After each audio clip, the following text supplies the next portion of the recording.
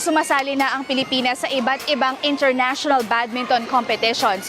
Pero 1962 nang makamit natin ang unang kampyonato sa doubles men's event. Ito ay nangyari sa Hong Kong Open na nirepresenta ni Johnny Yan at Stephen Cheng. Sa episode na ito, makakasama ko naman ang team na nasa 46 in the world ranking sa sport na ito. Ako si Sheila Salaysay at ito ang Inside Sports.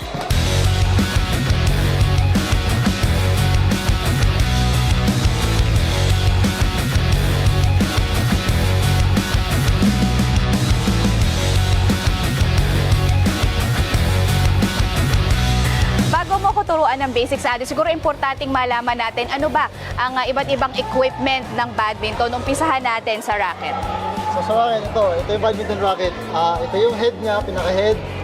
Ito yung handle, then the strings, especially yung grip, pinaka-importante kasi may mga taong gumagamit ng rubber grip, gumagamit ng towel grip. Sa strings naman, it depends sa tension.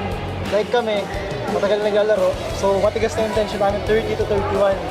Pero sa mga siguro nagsisimula pa lang, masabi ko lang siguro 24 pa baba kasi nakakasakit din ang braso yan. So, yun dapat. Pagdating naman sa shuttlecock, Sa shuttlecock, ito yung feather, and then the head. Yun naman yung shuttlecock. Simple na naman yung badminton. Kailan ginagamit? Ano ba yung ginagamit sa international competitions mostly? So ngayon, ang mga ginagamit na sa international competition is yung feather na. Before kasi may mga ginagamit tayong nylon na shuttlecock. Pero ngayon, hindi na siya masyadong ginagamit. So more siguro mga sa kalye, makikita mo pa siya. Pero sa international competition, tsaka sa mga local competition, is more on feather shuttlecock.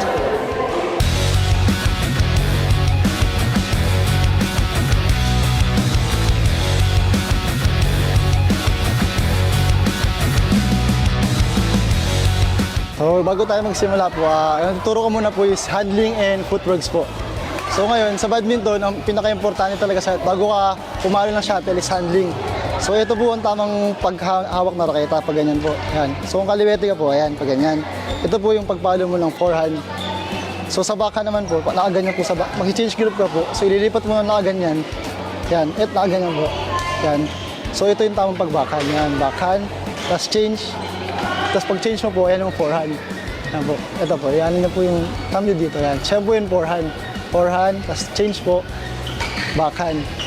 Yan po yung pinaka-basic na ng badminton. Kasi forehand and backhand. So kung kaliwete po kayo, sige yan. Yan po, ganyan.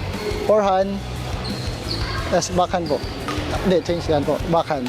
Yan. Yan po yung pinaka-basic. So forehand, change grip, pag-change po, backhand. Yan po yung pinaka-basic. Susunod naman po natin gagawin is yung footworks. Isa rin po yan sa pinaka-importanteng basic ng badminton. Kasi dito ka matutunan sa paghabol ng bola, tsaka kung paano pupuntahan yung bola.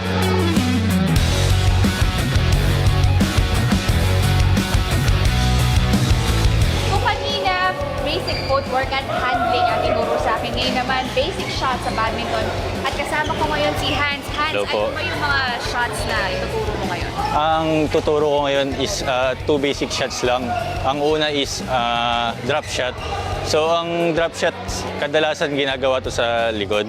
Ang purpose naman nito is makontrol mo yung kalaban para mas kayo yung maka-atake.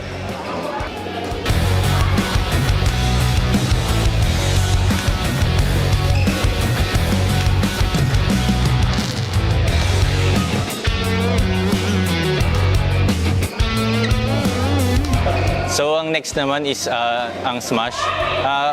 Ang purpose naman nito is para makapatay ng bola. If malakas ang palo mo, mas advantage ka na makascore sa laro.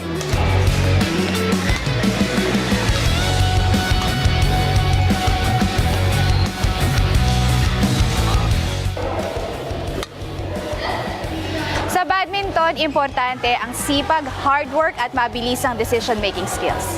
Ako si Sheila Salaysay at ito ang Inside Sports.